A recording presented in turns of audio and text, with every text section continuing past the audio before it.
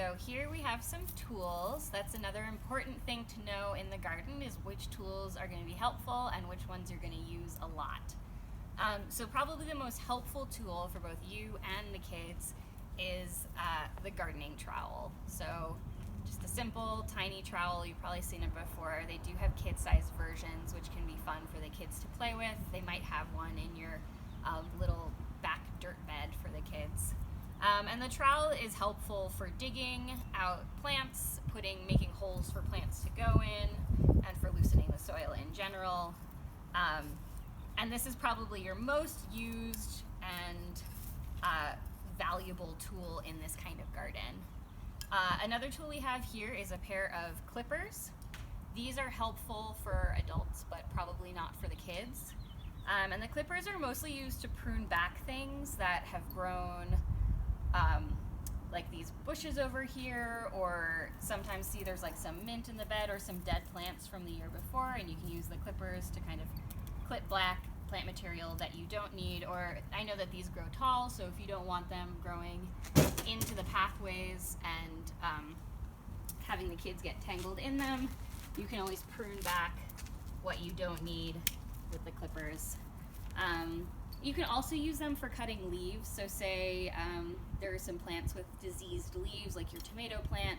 Looks like there's some diseased leaf on it and you don't want those diseases spreading to other parts of the plant. You can use clippers to trim off those leaves. Just make sure that you clean the clippers afterwards, because the disease can transmit from the clippers to other parts of the plant if you're not careful. And then the other thing is a hand gardening fork. So this is also helpful for just loosening the soil and getting it ready for planting. When you plant things in the soil, you want to make sure that the soil is pretty loose, so that the roots of the plants grow in it.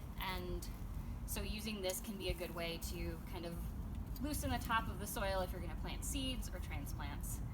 And then some of the bigger tools we have. This is, well, a medium big tool. This is a kid-sized garden shovel, and having kid-sized tools is really fun and helpful because then they can participate in the garden and feel like they're making a difference, which they are.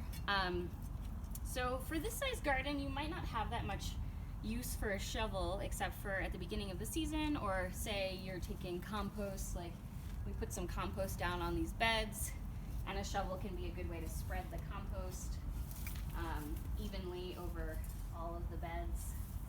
And then the other tool that we have is a spading fork. And this can be good for doing kind of some deeper digging to loosen up the soil deeper down, which can be nice to do. You don't need to do that often, maybe once at the beginning of the year.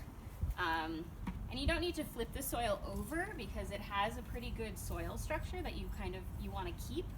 But it can be a good way to just kind of like loosen and turn the soil a little bit, so that anything that's compact or any weeds that are still under the soil can be unearthed and you can weed them out before you plant.